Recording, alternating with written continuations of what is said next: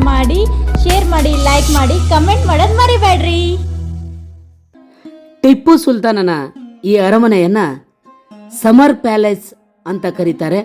ಇದನ್ನ ದರಿಯಾ ದೌಲತ್ ಬಾಗ್ ಅಂತಾನೂ ಕರೀತಾರೆ, ಸಮರ್ ಪ್ಯಾಲೇಸ್ ಅಂತಾನೂ ಕರೀತಾರೆ. ಅಂದ್ರೆ ಬೇಸಿಗೆ ಅರಮನೆ ಅಂತ. ಕ್ರಿಸ್ತಿಶಕ 1784ರಲ್ಲಿ ಕಟ್ಟಲಾಗಿರುತ್ತೆ. ಇದನ್ನ ಪ್ರತಿಯೊಂದು ಗೋಡೆಯ ಮೇಲೆಯೂ ಯುದ್ಧದ ಸನ್ನಿವೇಶವನ್ನ ಚಿತ್ರ ಬಿಡಿಸಲಾಗಿದೆ. ಒಳಗಡೆ ಹೋದರೆ ನಿಮ್ಮೆಲ್ರಿಗೂ ಗೊತ್ತಾಗತ್ತೆ. ಹೊರಗಡೆಯಿಂದಲೇ ಕೂಡ ಪ್ರೇಕ್ಷಕರ ಗಮನವನ್ನು ಸೆಳೀತಕ್ಕಂತಹ ಶಕ್ತಿ ಈ ಅರಮನೆಗಿದೆ. ಹಚ್ಚು ಹಸಿರಾಗಿರುತ್ತೆ ಯಾವಾಗಲೂ. ಹೀಗೆ ಇದನ್ನು ತುಂಬ ಚೆನ್ನಾಗಿ ಅಲ್ಲಿಯ ಸಿಬ್ಬಂದಿಗಳು ನೋಡಿಕೊಂಡಿದ್ದಾರೆ. ಬನ್ನಿ ಹಾಗಾದರೆ ಅರಮನೆ ಒಳಗಡೆ ಹೋಗೋಣ. ಸ್ನೇಹಿತರೆ, ಇಲ್ಲಿ ಪ್ರತಿಯೊಂದು ಗೋಡೆಯ ಮೇಲೆ ಯುದ್ಧದ ಸನ್ನಿವೇಶವನ್ನು ಚಿತ್ರ ಬಿಡಿಸಿದ್ದಾರೆ. ನಿಜಾಮರ ಮೆರವಣಿಗೆಯ ದೃಶ್ಯವನ್ನು ಇಲ್ಲಿ ನಾವು ಕಾಣ್ತೀವಿ. ಇದರ ಹೆಚ್ಚು ಭಾಗವನ್ನು ತೇಗದ ಮರದಿಂದ ಮಾಡಿರುತ್ತಾರೆ. ಫಸ್ಟ್ ಫ್ಲೋರ್ ಇದೆ ಇಲ್ಲಿ. ಅಲ್ಲಿಗೆ ಸಾರ್ವಜನಿಕರಿಗೆ ಎಂಟ್ರಿ ಇರೋದಿಲ್ಲ. ಟಿಪ್ಪು ಸುಲ್ತಾನರ ದಂಡಯಾತ್ರೆ, ಹೈದರ್ ಅಲಿಯ ದಂಡಯಾತ್ರೆಯನ್ನು ಇಲ್ಲಿ ಚಿತ್ರವನ್ನು ಬಿಡಿಸಲಾಗಿದೆ. ಟಿಪ್ಪು ಸುಲ್ತಾನರ ಸಮಕಾಲೀನ ರಾಜರು, ರಾಣಿಯರು, ಗಣ್ಯ ವ್ಯಕ್ತಿಗಳ ಚಿತ್ರಣವನ್ನು ಇಲ್ಲಿ ಬಿಡಿಸಿದ್ದಾರೆ. ಇವುಗಳಲ್ಲಿ ಚಿತ್ತೂರಿನ ರಾಣಿ, ತಂಜಾವೂರಿನ 2ನೇ ಬಾಲಾಜಿರಾವ್ ಪೇಶ್ವೆ, ಮಾಗಡಿ ಕೆಂಪೇಗೌಡರು, ಚಿತ್ರದುರ್ಗದ ಮದಕರಿ ನಾಯಕರು, ಮುಮ್ಮಡಿ ಕೃಷ್ಣರಾಜ ಒಡೆಯರ ಚಿತ್ರಗಳನ್ನು ಇಲ್ಲಿ ಬಿಡಿಸಲಾಗಿದೆ. ಟಿಪ್ಪು ಸುಲ್ತಾನ್ ಅವರ ಮರಣದ ನಂತರ 1799ರಲ್ಲಿ ಕರ್ನಲ್ ಅರ್ಥರ್ ವೆಲ್ಲಸ್ಲಿ ಈ ಅರಮನೆಯಲ್ಲಿ ಕೆಲ ಕಾಲದವರೆಗೆ ವಾಸವಾಗಿದ್ದರು ಎಂದು ನಮಗೆ ತಿಳಿದು ಬರುತ್ತದೆ. ಅರಮನೆಯ ಒಳಭಾಗದಲ್ಲಿ ನಂದಿ ರಾಜರ ಪೇಂಟಿಂಗ್ ಅನ್ನು ಕೂಡ ನಾವಿಲ್ಲಿ ನೋಡಬಹುದಾಗಿದೆ. ಅಂದರೆ ಬಂಧುಗಳೇ, ನ್ಯಾಚುರಲ್ ಆಗಿ ಮಾಡಿರುವ ಪೇಂಟಿಂಗ್ ಇದು. ಹಣ್ಣುಗಳು, ತರಕಾರಿ, ಸೊಪ್ಪುಗಳನ್ನು ಬಳಸಿ ಈ ಪೇಂಟಿಂಗನ್ನು ಮಾಡಿರುತ್ತಾರೆ. ಮೇ 4, 1799ರಲ್ಲಿ ಶ್ರೀರಂಗಪಟ್ಟಣದಲ್ಲಿ ಬ್ರಿಟಿಷರಿಗೂ ಟಿಪ್ಪು ಸುಲ್ತಾನರಿಗೂ ಘೋರ ಯುದ್ಧ ನಡೆಯುತ್ತದೆ. ಈ ಯುದ್ಧದಲ್ಲಿ ಟಿಪ್ಪು ಸುಲ್ತಾನ್ ಅವರು ಮರಣ ಹೊಂದುತ್ತಾರೆ. ಬ್ರಿಟಿಷರು ಈ ಯುದ್ಧದಲ್ಲಿ ಗೆಲ್ಲುತ್ತಾರೆ. ಆ ಒಂದು ಪೇಂಟಿಂಗನ್ನು ಕೂಡ ನಾವಿಲ್ಲಿ ಕಾಣ್ತಾ ಇದ್ದೇವೆ. ಈ ಸುಂದರವಾದ ಪೇಂಟಿಂಗ್ಗಳನ್ನು ಬ್ರಿಟಿಷರೇ ಮಾಡಿಸಿರುತ್ತಾರೆ. ಟಿಪ್ಪು ಸುಲ್ತಾನರು ಬಳಸುತ್ತಿದ್ದ ಸೋಫಾ ಸೆಟ್ಟು ಕೂಡ ಇಲ್ಲಿದೆ. ಒಂದು ಸರಿ ಈ ಅರಮನೆಯ ಒಳಗಡೆಗೆ ಹೋದರೆ ಹೊರಗಡೆ ಬರೋದಕ್ಕೆ ಮನಸ್ಸಾಗೋದಿಲ್ಲ. ಅಂತಹ ಅದ್ಭುತವಾಗಿರ್ತಕ್ಕಂತಹ ಅರಮನೆಯೇ ಶ್ರೀರಂಗಪಟ್ಟಣದಲ್ಲಿದೆ. ಹಾಗೇನೇ ಇಲ್ಲಿ ಟಿಪ್ಪು ಸುಲ್ತಾನ್ ಅವರು ಬಳಸುತ್ತಿದ್ದ ವೆಪನ್ಸ್, ಗನ್ಗಳು ಕೂಡ ಇಲ್ಲಿ ಪ್ರದರ್ಶನಕ್ಕೆ ಇಟ್ಟಿದ್ದಾರೆ. ತೋಪು ಬಂದೂಕುಗಳು ಇವೆಲ್ಲ ಅವರು ಬಳಸುತ್ತಿದ್ದ ರಿಯಲ್ ಬಂದೂಕುಗಳನ್ನು ನಾವು ಈ ಅರಮನೆಯಲ್ಲಿ ಕಾಣಬಹುದಾಗಿದೆ. ಹಾಗೇನೇ ಇಲ್ಲಿ ಟಿಪ್ಪು ಸುಲ್ತಾನ್ ಅವರು ಬಳಸುತ್ತಿದ್ದ ರೇಷ್ಮೆ ಬಟ್ಟೆಗಳು ಕೂಡ ಇಲ್ಲಿ ನಮಗೆ ನೋಡೋದಕ್ಕೆ ಸಿಗುತ್ತವೆ. ಹಾಗೇನೆ ಪಿಸ್ತೂಲು, ಚಾಕು, ಚೂರಿ, ಟಿಪ್ಪು ಸುಲ್ತಾನ್ ಅವರು ಬಳಸುತ್ತಿದ್ದ ರೇಷ್ಮೆ ಬಟ್ಟೆಯನ್ನು ಕೂಡ ಇಲ್ಲಿ ಸಂಗ್ರಹಿಸಿ ಇಡಲಾಗಿದೆ. ಬಹಳ ಎತ್ತರವಾಗಿರ್ತಕ್ಕಂತಹ ಖಡ್ಗಗಳಿವು. ಸಿಕ್ಕಾಪಟ್ಟಿ ಹೈಟ್ ಆಗಿರೋದನ್ನು ನಾವು ನೋಡ್ತೀವಿ. ಹಾಗೇನೆ ಬ್ರಿಟಿಷರ ಸ್ಮರಣ ಪದಕಗಳನ್ನು ಕೂಡ ನಾವು ಈ ಬೇಸಿಗೆಯ ಅರಮನೆಯಲ್ಲಿ ನೋಡ್ತೀವಿ. ರಿಯಲ್ ಆಗಿ ಅವರು ಬಳಸಿರುವಂತಹ ಖಡ್ಗ, ಚಾಕು, ಚೂರಿ, ಬಂದೂಕು, ತೋಪುಗಳನ್ನು ಇಲ್ಲಿ ಸಂಗ್ರಹ ಮಾಡಿ ಇಟ್ಟಿದ್ದಾರೆ. ಬಹಳಷ್ಟು ಖುಷಿಯಾಗುತ್ತೆ. ಯಾಕಂದರೆ ಐತಿಹಾಸಿಕವಾಗಿರ್ತಕ್ಕಂಥ ಈ ಶ್ರೀರಂಗಪಟ್ಟಣದಲ್ಲಿ ಟಿಪ್ಪುವಿನ ಒಂದು ವಿಶ್ರಾಂತಿ ಗೃಹ. ಇಲ್ಲಿ ನೃತ್ಯ ಕಾರ್ಯಕ್ರಮಗಳು ಕೂಡ ಆವಾಗ ನಡೀತಾ ಇದ್ವಂತೆ. ಈ ಖಡ್ಗಗಳನ್ನೆಲ್ಲ ಒಂದ್ಸರಿ ನೋಡ್ತಾ ಇದ್ರೆ ಮೈ ರೋಮಾಂಚನ ಆಗುತ್ತೆ.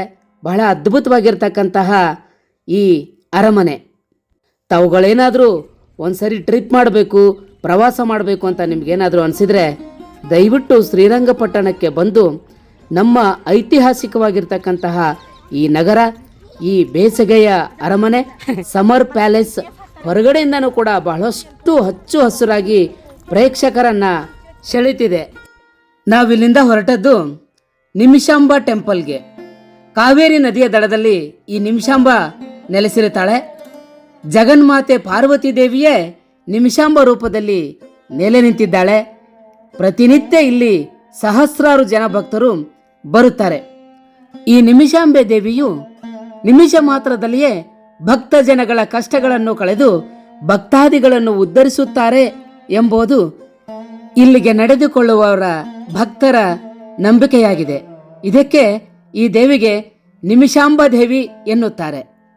ಅತ್ಯಂತ ಮಹಿಮೆ ಉಳ್ಳ ಪ್ರಭಾವಶಾಲಿ ದೇವಿ ಇವಳಾಗಿದ್ದು, ಕೃಷ್ಣಶಿಲೆಯಿಂದ ನಿರ್ಮಿಸಲಾದ ಶ್ರೀಚಕ್ರದ ಸಹಿತ ಈ ದೇವಿ ನೆಲೆಸಿರುತ್ತಾಳೆ. ಇದೇ ಕಾರಣಕ್ಕೆ ಇದೊಂದು ವಿಶೇಷ ಜಾಗೃತ ಕ್ಷೇತ್ರವಾಗಿದೆ.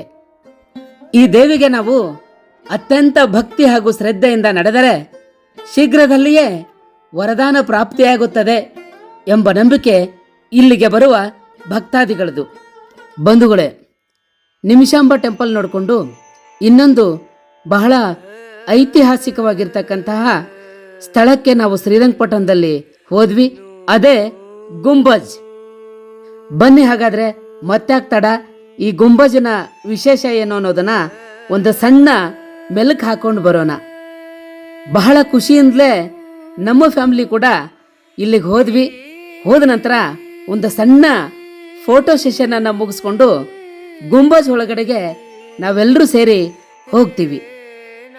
ಬಹಳ ವಿಶೇಷವಾಗಿರ್ತಕ್ಕಂಥ ಸ್ಥಳ ಈ ಗುಂಬಜ್. 1782-84 ಸಮಯದಲ್ಲಿ ತನ್ನ ತಂದೆ ಹೈದರ್ ಅಲಿಯ ಮೇಲಿನ ಗೌರವದಿಂದ ಟಿಪ್ಪು ಸುಲ್ತಾನ್ ಅವರು ಶ್ರೀರಂಗಪಟ್ಟಣದ ದ್ವೀಪದ ಪೂರ್ವ ತುದಿಯಲ್ಲಿ ಈ ಗುಂಬಜನ್ನ ಕಟ್ಟಿಸಿರುತ್ತಾರೆ. ಸುಂದರ ಉದ್ಯಾನವನದ ಮಧ್ಯದಲ್ಲಿ ಎತ್ತರದ ಚೌಕಾಕಾರದ ವೇದಿಕೆಯ ಮೇಲೆ ಈ ಗುಂಬಜ್ ನಿರ್ಮಿಸಲಾಗಿದೆ. ಉದ್ಯಾನವನದಲ್ಲಿ ಟಿಪ್ಪು ಸುಲ್ತಾನ್ ಅವರು ಪರ್ಷಿಯನ್, ಟರ್ಕಿ, ಕಾಬುಕ್, ಫ್ರಾನ್ಸ್ ಹಾಗೂ ಮೋರಿಸಿಸ್ ನಿಂದ ಸಂಗ್ರಹಿಸಿದ ವಿವಿಧ ಜಾತಿಯ ಹೂವಿನ ಮರಗಳು ಹಾಗೂ ಸಸ್ಯಗಳನ್ನ ನಾವಿಲ್ಲಿ ನೋಡಬಹುದು. ಇಲ್ಲಿ ನಾವು 3 ಸಮಾಧಿಗಳನ್ನ ಗಮನಿಸಬಹುದು. ಮೊದಲನೇದ್ದು ಟಿಪ್ಪು ಸುಲ್ತಾನರ ಸಮಾಧಿ, ಮಧ್ಯದ್ದು ಟಿಪ್ಪು ಸುಲ್ತಾನರ ತಂದೆ ಹೈದರ್ ಅಲಿ ಅವರ ಸಮಾಧಿ, ಮೂರನೇದ್ದು ಟಿಪ್ಪು ಸುಲ್ತಾನ್ ಅವರ ತಾಯಿ ಫಕರುನ್ನಿಸಾ ಅವರದ್ದು. ಒಮ್ಮೆ ಇಲ್ಲಿರುವ ವಾಸ್ತುಶಿಲ್ಪವನ್ನ ಗಮನಿಸಿ. 65 ಅಡಿ ಎತ್ತರವಿರುವ ಈ ಗುಂಬಜಿನ ಬಣ್ಣಕ್ಕೆ ಒಂದು ಇತಿಹಾಸ ಇದೆ. ಟಿಪ್ಪು ಸುಲ್ತಾನ್ಗೆ ಮೈಸೂರಿನ ಹುಲಿ ಅಂತ ಬಿರುದು ಇತ್ತೆನ್ನುವುದು ನಮಗೆ ಗೊತ್ತೇ ಇದೆ. ಅದೇ ಕಾರಣಕ್ಕೆ ಒಳಭಾಗದಲ್ಲಿ ಹುಲಿಯ ಬಣ್ಣ ಹಾಗೂ ಪಟ್ಟೆಯನ್ನ ರಚಿಸಲಾಗಿದೆ. ತಂತ್ರಜ್ಞಾನ ಇಲ್ಲದ ಸಮಯದಲ್ಲಿ ಇದನ್ನೆಲ್ಲ ಹೇಗೆ ನಿರ್ಮಿಸಿರಬಹುದು ಎಂಬ ನಿಮ್ಮ ಕುತೂಹಲದ ಪ್ರಶ್ನೆಗೆ ಉತ್ತರ 230 ವರ್ಷಗಳ ಹಿಂದೆ ಕೇವಲ ಸುಣ್ಣ, ಮೊಟ್ಟೆ ಹಾಗೂ ಬೆಲ್ಲವನ್ನು ಬಳಸಿ ಈ ಗೋಡೆಯನ್ನ ನಿರ್ಮಿಸಲಾಗಿದೆ. ಇವತ್ತಿಗೂ ಇದು ತನ್ನ ಗತಕಾಲದ ಹೊಳಪನ್ನ ಉಳಿಸಿಕೊಂಡಿದೆ. ಟಿಪ್ಪು ಸುಲ್ತಾನರ ಕುಟುಂಬವನ್ನು ನೋಡುವುದಾದರೆ ಇವರಿಗೆ 2 ಪತ್ನಿಯರು, 7 ಗಂಡು ಮಕ್ಕಳು, 1 ಮಗಳು. ಇವರೆಲ್ಲರ ಸಮಾಧಿಯು ಈ ಗುಂಬಜಿನ ಹೊರಭಾಗದಲ್ಲಿದೆ. ಉಳಿದಂತೆ ಹೈದರ್ ಅಲಿಯ ಕುಟುಂಬ, ಟಿಪ್ಪು ಸುಲ್ತಾನರ ಸೈನಿಕರು, ಮಂತ್ರಿ, ಆಡಳಿತ ವರ್ಗದವರ ಸಮಾಧಿಗಳು ಈ ಗುಂಬಜಿನ ಸುತ್ತಮುತ್ತಲೂ ಕಾಣಸಿಗುತ್ತವೆ. ಹೆಣ್ಣಿನ ಸಮಾಧಿಯನ್ನ ಸಮದಟ್ಟಾಗಿ ಹಾಗೂ ಗಂಡಿನ ಸಮಾಧಿಯನ್ನ ಗೋರಿ ಆಕಾರದಲ್ಲಿ ಕಟ್ಟಿರುತ್ತಾರೆ. ಇಲ್ಲಿ ಟಿಪ್ಪು ಸುಲ್ತಾನ್ ಸಾಕು ತಾಯಿ ಮತೀನಾ ಬೇಗಂ ಅವರ ಸಮಾಧಿ, ಟಿಪ್ಪು ಸುಲ್ತಾನ್ ತಂಗಿಯವರಾದ ಬಾಬಿಯಾ ಬೇಗಂ ಮತ್ತು ಸುಲ್ತಾನ ಬೇಗಂ ಅವರ ಸಮಾಧಿ, ಟಿಪ್ಪು ಸುಲ್ತಾನ್ ಮಗಳು ಫಾತಿಮಾ ಬೇಗಂ, ಟಿಪ್ಪು ಸುಲ್ತಾನ್ ಪತ್ನಿಯರ ಸಮಾಧಿ, ಅವರ ಮಕ್ಕಳ ಸಮಾಧಿಯನ್ನ ನಾವಿಲ್ಲಿ ನೋಡಬಹುದು. ಗುಂಬಜಿನ ಸುತ್ತಲೂ ಕುದುರೆಯನ್ನ ಕಟ್ಟಿ ಹಾಕಲು ಮಾಡಿದ ವ್ಯವಸ್ಥೆಯನ್ನ ಗಮನಿಸಬಹುದು. ಗುಂಬಜಿನ ಪಕ್ಕದಲ್ಲಿಯೇ ಟಿಪ್ಪು ಸುಲ್ತಾನ್ ಕಟ್ಟಿಸಿದ ಮಸೀದಿ ಕೂಡ ಇದೆ. ಗುಂಬಜನ್ನ ಪರ್ಷಿಯನ್ ಶೈಲಿಯಲ್ಲಿ ವಿನ್ಯಾಸಗೊಳಿಸಲಾಗಿದೆ. ಹೈದರ್ ಅಲಿ ಅವರು 18 ವರ್ಷ ಹಾಗೂ ಟಿಪ್ಪು ಸುಲ್ತಾನ್ ಅವರು 18 ವರ್ಷ, ಒಟ್ಟು 36 ವರ್ಷಗಳು ಆಡಳಿತ ಮಾಡಿದ ಸಂಕೇತವಾಗಿ 36 ಸಂಗೆ ಮರ್ಮರ್ ಎಂಬ ಕಪ್ಪು ಗ್ರಾನೈಟ್ ಕಲ್ಲುಗಳನ್ನು ಬಳಸಿ ಇಲ್ಲಿರುವ ಕಂಬಗಳನ್ನು ರಚಿಸಲಾಗಿದೆ. ಟಿಪ್ಪು ಸುಲ್ತಾನರ ಮರಣದ ನಂತರ ಚಿನ್ನ, ವಜ್ರ, ವೈಡೂರ್ಯಗಳಿಂದ ಕೂಡಿದ ಸಮಾಧಿಯ ಮೂಲ ಬಾಗಿಲುಗಳನ್ನು ಬ್ರಿಟಿಷರು ಲೂಟಿ ಮಾಡುತ್ತಾರೆ. ಪ್ರಸ್ತುತ ಈ ಬಾಗಿಲುಗಳು ಲಂಡನ್ ವಿಕ್ಟೋರಿಯಾ ಮತ್ತು ಆಲ್ಫರ್ಡ್ ಮ್ಯೂಸಿಯಂನಲ್ಲಿ ಪ್ರದರ್ಶನಕ್ಕೆ ಇಡಲಾಗಿದೆ. ಇಂಥ ಐತಿಹಾಸಿಕವಾಗಿರತಕ್ಕಂಥ ಸ್ಥಳ ನಮ್ಮ ಕರ್ನಾಟಕದಲ್ಲಿರೋದು ನಮ್ಮೆಲ್ಲರ ಹೆಮ್ಮೆ. ಬಂಧುಗಳೇ, ನಾವು ಗುಂಬಜನ್ನು ನೋಡಿಕೊಂಡು ನೇರವಾಗಿ ಬಂದದ್ದು ತ್ರಿವೇಣಿ ಸಂಗಮಕ್ಕೆ. ತ್ರಿವೇಣಿ ಸಂಗಮ ಅಂದರೆ ನಿಮ್ಗೆಲ್ರಿಗೂ ಗೊತ್ತಿರುತ್ತೆ. ಇಲ್ಲಿ 3 ನದಿಗಳು ಸಂಗಮವಾಗುತ್ತವೆ. ಅದಕ್ಕೆ ಇದನ್ನು ತ್ರಿವೇಣಿ ಸಂಗಮ ಅಂತ ಕರೀತಾರೆ. ಅವು ಯಾವ್ಯಾವ ನದಿಗಳಂದರೆ ಕಾವೇರಿ ನದಿ, ಹೇಮಾವತಿ ನದಿ ಮತ್ತು ಲೋಕಪಾವನಿ ನದಿ. ಇಲ್ಲಿ 3 ನದಿಗಳು ಒಟ್ಟಿಗೆ ಸೇರೋದ್ರಿಂದ ಇದಕ್ಕೆ ತ್ರಿವೇಣಿ ಸಂಗಮ ಅಂತ ಕರೀತಾರೆ. ಒಂದು ಸಣ್ಣ ಬೋಟಿಂಗ್ ಕೂಡ ನಾವಿಲ್ಲಿ ಹೋಗಿ ಬಂದ್ವಿ. ಬಹಳಷ್ಟು ಖುಷಿ ಆಯಿತು. ಆಗಲೇ ಇಲ್ಲಿ ಸಂಜೆ ಆಗ್ತಾ ಇರೋದ್ರಿಂದ ಒಳ್ಳೆ ವಾತಾವರಣದಲ್ಲಿ ನಾವೊಂದು ಚಿಕ್ಕದಾಗಿ ಬೋಟಿಂಗನ್ನು ಮುಗಿಸ್ಕೊಂಡು ಬಂದ್ವಿ. ತುಂಬ ಖುಷಿ ಆಯಿತು. ಈ ತ್ರಿವೇಣಿ ಸಂಗಮದಲ್ಲಿ ಪಿತೃದೋಷ ಪರಿಹಾರಕ್ಕಾಗಿ ಪೂಜೆಗಳನ್ನು ಮಾಡುತ್ತಾರೆ. ವರ್ಷವಿಡೀ ಇಲ್ಲಿ ಪೂಜೆ ಪುನಸ್ಕಾರಗಳು ನಡೀತಾನೆ ಇರ್ತವೆ. ಪಿತೃದರ್ಪಣವನ್ನು ಇಲ್ಲಿ ಬಿಡುತ್ತಾರೆ. ಭಾರತದ ಹೆಸರುವಾಸಿಯಾದ ಸಂಗಮಗಳಲ್ಲಿ ಈ ನಮ್ಮ ಶ್ರೀರಂಗಪಟ್ಟಣದ ತ್ರಿವೇಣಿ ಸಂಗಮವು ಒಂದು.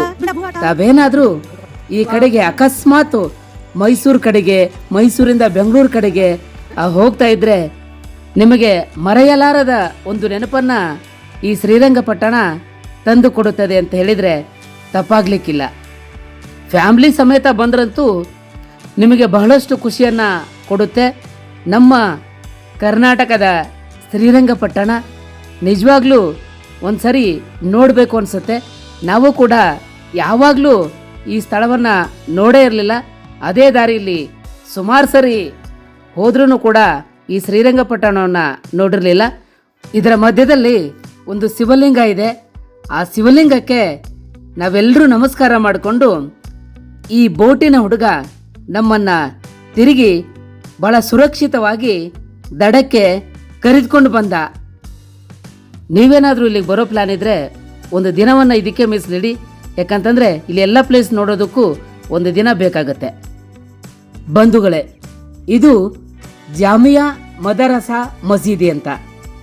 ಈ ಮಸೀದಿಯನ್ನು ಟಿಪ್ಪು ಸುಲ್ತಾನ್ ಅವರು 1782ರಲ್ಲಿ ತರಾತುರಿಯಲ್ಲಿ ಈ ಮಸೀದಿಯನ್ನು ನಿರ್ಮಾಣ ಮಾಡಿರುತ್ತಾರೆ. ಕಾರಣ 1782ರಲ್ಲಿ 2ನೇ ಆಂಗ್ಲೋ ಮೈಸೂರು ಯುದ್ಧ ನಡೆಯುವಂತಹ ಸಂದರ್ಭದಲ್ಲಿ ಈ ಮದರಸಾದಲ್ಲಿ ತನ್ನ ಸೇನಾ ತುಕಡಿಗಳಿಗೆ ಮರಾಠಿ, ಉರ್ದು, ಅರೇಬಿಕ್, ಇಂಗ್ಲಿಷ್ ಮತ್ತು ಫ್ರೆಂಚ್ ಭಾಷೆಗಳನ್ನು ಕಲಿಸಲಾಗುತ್ತಿತ್ತು. ಈ ಮದರಸಾದಲ್ಲಿ 2 ಮಿನಾರ್ಗಳಿವೆ. ಈ ಮಿನಾರ್ಗಳಿಗೆ ತುದಿಯವರೆಗೂ ಮೆಟ್ಟಿಲಿನ ಸೌಲಭ್ಯವಿದೆ. ಇದನ್ನು ಇಂದಿಗೂ ಕೂಡ ನಾವು ಕಾಣಬಹುದು. ಇದರ ಉದ್ದೇಶ ಏನಾಗಿರುತ್ತದೆ ಅಂದರೆ ಹೊರಗಡೆಯಿಂದ ಬರುವಂತಹ ಶತ್ರುಗಳನ್ನು 5 ಕಿಲೋಮೀಟರ್ ದೂರದವರೆಗೂ ಇಲ್ಲಿಯೇ ಕುಳಿತು ನೋಡಬಹುದಾಗಿತ್ತು. ಹಾಗೆಯೇ ಈ ಮದರಸಾದಲ್ಲಿ ಪ್ರೇಯರ್ ಹಾಲ್ ಕೂಡ ಇದೆ. ದಿನಗಳ ಲೆಕ್ಕವನ್ನು ತಿಳಿಯಲು ಹಿಂದೂ ಮತ್ತು ಇಸ್ಲಾಮಿಕ್ ಪಂಚಾಂಗವನ್ನು ಆಧರಿಸಿ ತನ್ನದೇ ಪಂಚಾಂಗವನ್ನು ಚಾಲ್ತಿಯಲ್ಲಿ ತಂದಿರುವಂತಹ ಕಲ್ಲು ಕೂಡ ಇಲ್ಲಿದೆ. ಇದು ಟಿಪ್ಪು ಮಡಿದ ಸ್ಥಳ.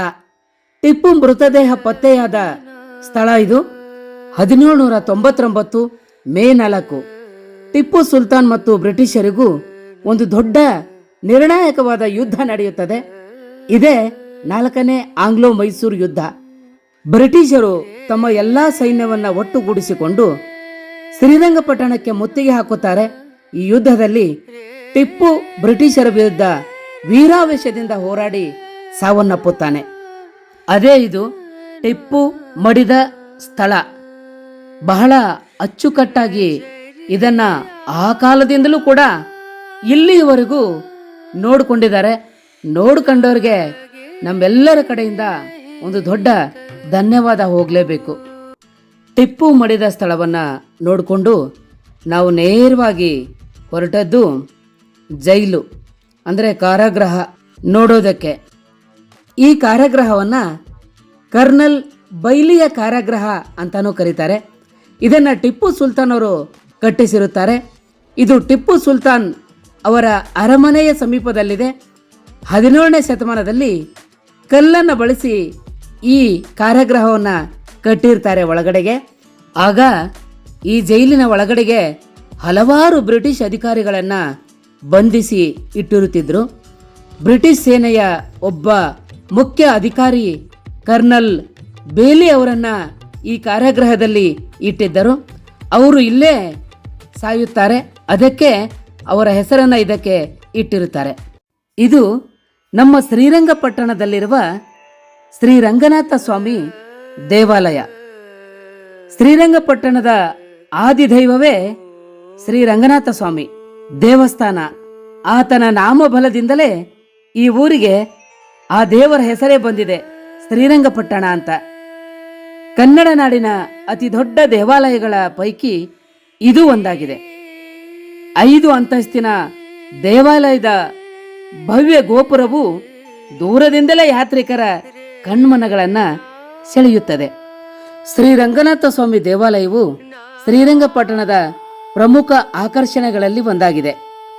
ಈ ಆಲಯವನ್ನು ಆದಿರಂಗ ಕ್ಷೇತ್ರವೆಂದು ಕರೆಯುತ್ತಾರೆ. ಈ ದೇವಾಲಯ ಹೊಯ್ಸಳ ಮತ್ತು ವಿಜಯನಗರ ಶೈಲಿಯ ಸಂಯುಕ್ತ ವಾಸ್ತುಶಿಲ್ಪಕ್ಕೆ ಉದಾಹರಣೆಯಂತಾಗಿದೆ. ದೊಡ್ಡದಾದ ದೇವಾಲಯಗಳಲ್ಲಿ ಈ ದೇವಾಲಯವು ಒಂದು. ಗರ್ಭಗುಡಿಯಲ್ಲಿ ಬೃಹದಾಕಾರದ ಏಕಶಿಲಾ ರಂಗನಾಥ ಸ್ವಾಮಿಯು 7 ಹೆಡೆಗಳನ್ನು ಹೊಂದಿರುವ ಆದಿಕೇಶನ ಮೇಲೆ ಪವಡಿಸಿದ್ದಾನೆ. ಈ ಗರ್ಭಗುಡಿಯನ್ನ ಕ್ರಿಸ್ತಶಕ 894ರಲ್ಲಿ ಗಂಗರ ಸಾಮಂತ ರಾಜರೊಬ್ಬರು ನಿರ್ಮಿಸಿದ್ದಾರೆ ಎಂದು ತಿಳಿದು ಬರುತ್ತದೆ. ವಿಡಿಯೋ ನೋಡ್ತಿರೋರು ಅಲ್ಲಿಂದಲೇ ಸ್ವಾಮಿಗೊಂದು ನಮಸ್ಕಾರ ಮಾಡಿ. ಹೀಗೆ ನಾವು ಶ್ರೀರಂಗಪಟ್ಟಣದಲ್ಲಿ ಎಲ್ಲಿ ನೋಡ್ತೇವೋ ಅಲ್ಲಿ ಟಿಪ್ಪು ಸುಲ್ತಾನ್, ಹೈದರ್ ಅಲಿ ಅವರು ಬ್ರಿಟಿಷರ ವಿರುದ್ಧ ಹೋರಾಡಿದಂತಹ ವೀರ ಕಥೆಯನ್ನೇ ಕೇಳ್ತೇವೆ ಹೊರತು ಬೇರೇನೂ ಇಲ್ಲ. ಪ್ರತಿಯೊಂದು ಸ್ಥಳನೂ ಶ್ರೀರಂಗಪಟ್ಟಣದಲ್ಲಿ ಟಿಪ್ಪು ಸುಲ್ತಾನ್ ಬ್ರಿಟಿಷರ ವಿರುದ್ಧ ಹೋರಾಡಿದ ಕಥೆಯು ನಮಗೆ ಕಣ್ಮುಂದೆ ಬರುತ್ತೆ. ಹಾಗಾಗಿ ಈ ಸ್ಥಳ ನಮಗೆ ಕರ್ನಾಟಕದಲ್ಲಿ ಬಹಳ ವಿಶೇಷವಾಗಿರ್ತಕ್ಕಂತಹ ಸ್ಥಾನವನ್ನು ಪಡೆದುಕೊಂಡಿದೆ. ಎಲ್ಲಿ ನೋಡಿದರಲ್ಲಿ ಮಂದಿರ, ಮಸೀದಿ, ಅರಮನೆ ನಮಗೆ ಕಾಣಿಸುತ್ತವೆ.